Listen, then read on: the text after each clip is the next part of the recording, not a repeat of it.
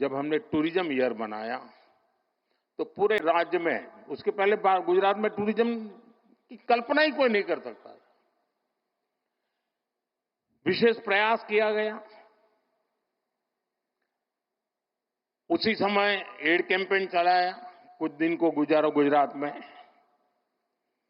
एक एक चीज उसमें से निकली, उसी में से रणोत्सव निकला, उसी में से स्टैच्यू ऑफ यूनिटी बना, उसी में से आज सोमनाथ का विकास हो रहा है, गिर का विकास हो रहा है, अंबाजी का विकास हो रहा है, एडवेंचर स्पोर्ट्स आ रही हैं, यानी एक के बाद एक चीजें डेवलप होने लगी।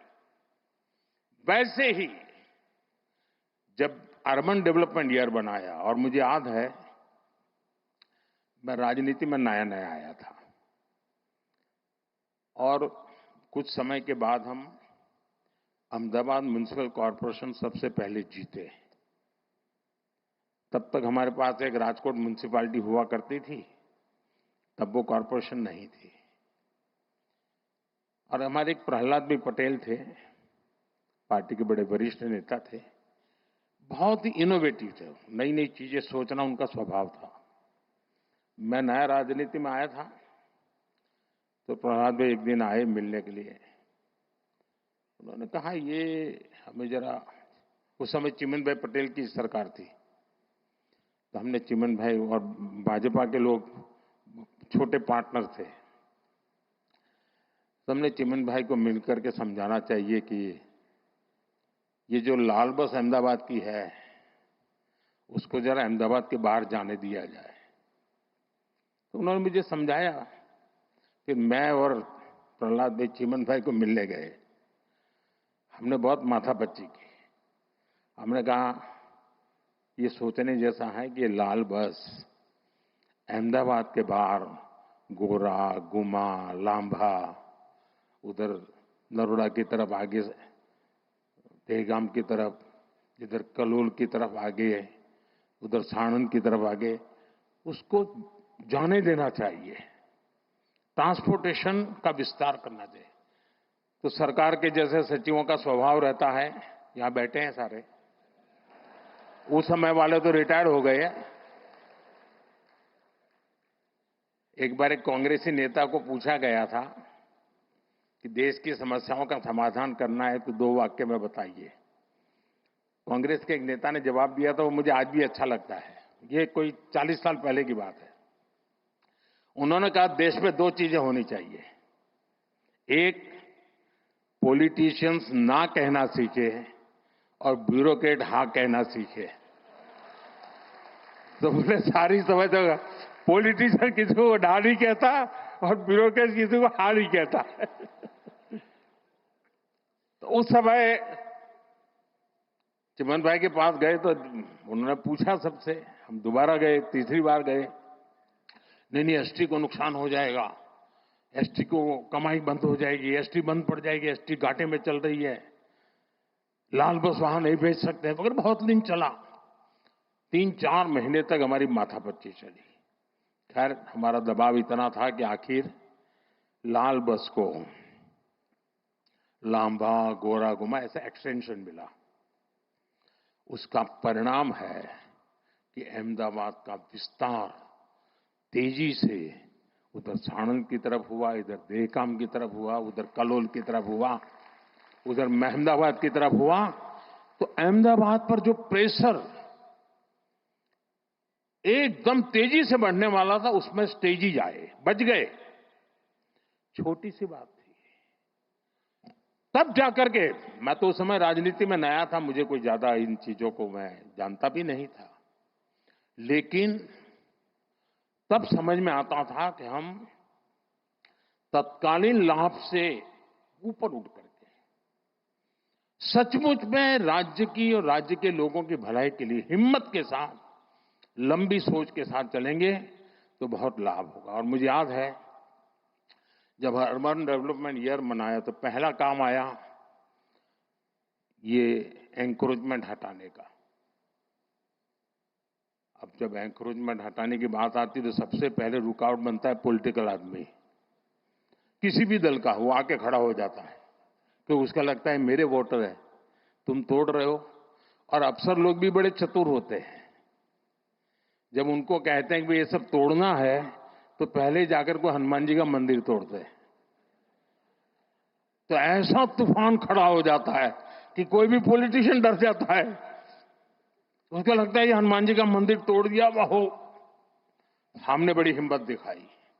उस समय हमारे आईके शायद अर्बन मिनिस्टर थे, और उसका परिणाम ये आया कि रास्ते चौड़े होने लगे, तो जिसका 2 फुट 4 फुट कटता था वो चिल्लाता था, लेकिन पूरा शहर खुश हो जाता था। इसमें एक स्थिति ऐसी बनी, बड़ी इंटरेस्टिंग है। अब मैंने तो 2005 अर्बन डेवलपमेंट ईयर घोषित कर दिया। उसके लिए कोई 80-90 पॉइंट निकाले थे। बड़े इंटरेस्टिंग पॉइंट है। तो पार्टी से ऐसे ही मेरी बात हुई थी कि भाई ऐसा एक अर्बन डेवलपमेंट ईयर होगा, जरा सफाई वगैरह के कामों में सबको जुड़ना पड़ेगा सब।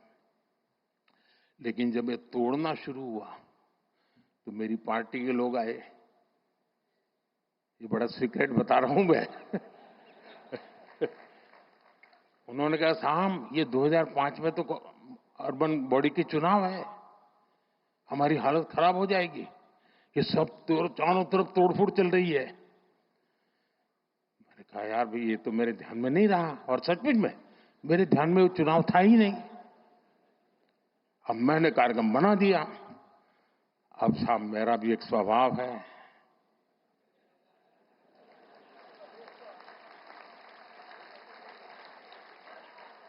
हम तो बचपन से पढ़ते आए हैं, डगलू बरू के ना हटबू।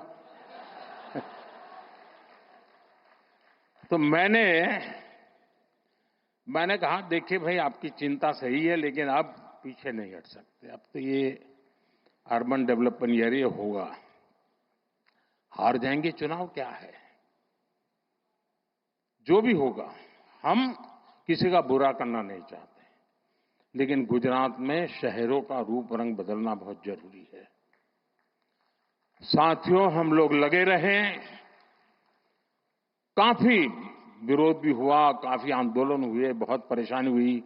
यहां मीडिया वालों को भी बड़ा मजा आ गया कि मोदी अब शिकार आ गया हाथ में, तो वो भी बड़ी तुरी ताकत से लग गए थे। और उसके बाद जब चुनाव हुआ, देखिए, मैं राजनेताओं को कहता हूं, मैं देश भर के राजनेता मुझे सुनते हैं तो देखना कहना हूं, अगर आपने सदनिष्ठा से, ईमानदारी से लोगों की भलाई के लिए निर्णय करते हैं, तत्कालीन भले बुरा लगे, लोग साथ चलते हैं। और उस समय जो चुनाव हुआ, 90% विक्ट्री बीजेपी की हुई थी। 90%। यानी लोग जो मानते हैं कि जनता ये नहीं जाए। और मुझे याद है, अभी ये जो यहां अटल ब्रिज बना है ना, तो मुझे ये साबरमती रिवर फ्रंट पे, तो पता नहीं क्यों मुझे उद्घाटन के लिए बुलाया था। कई कार्यक्रम थे, तो मैंने कहा चलो भी हम भी देखने जाते। तो मैं जरा वो अटल ब्रिज पर टहलने गया, तो वहां मैंने देखा कुछ लोगों ने पान की पिचकारियां लगाई थी। अभी तो उद्घाटन होना था, लेकिन कार्यक्रम हो गया था। तो मेरा दिमाग, मैंने कहा इस पर टिकट लगाओ। तो ये सारे लोग आ गए, साहब चुनाव है, उसके बाद चुनाव था, मुझे टिकट नहीं लगा सकते। मैंने कहा टिकट लगाओ, वरना ये तुम्हारा अटल ब्रिज बेकार हो जाएगा। फिर मैं दिल्ली गया, मैंने दूसरे दिन फोन करके पूछा, मैंने कहा क्या हुआ टिकट लगाने का। एक दिन भी बिना टिकट नहीं चलना चाहिए। साथियों, खैर मेरा मान सम्मान रखते हैं सब लोग। आखिरकार हमारे लोगों ने ब्रिज पर टिकट लगा दिया। आज टिकट भी हुआ, चुनाव भी जीते दोस्तों, और वो अटल ब्रिज चल रहा है। मैंने कांकेरिया का पुनर्निर्माण का कार्यक्रम लिया, उसको टिकट लगाया, तो कांग्रेस ने बड़ा आंदोलन किया, कोर्ट में चले गए। लेकिन वो छोटा सा प्रयास पूरे कांकेरिया को बचा के रखा हुआ है, और आज समाज का हर वर्ग बड़े सुख चैन से वहां जाता है। कभी कभी राजनेताओं को बहुत छोटी चीजें डर जाते हैं। समाज विरोधी नहीं होता है, उसको समझाना होता है, वो सहयोग करता है, और अच्छे परिणाम भी मिलते हैं।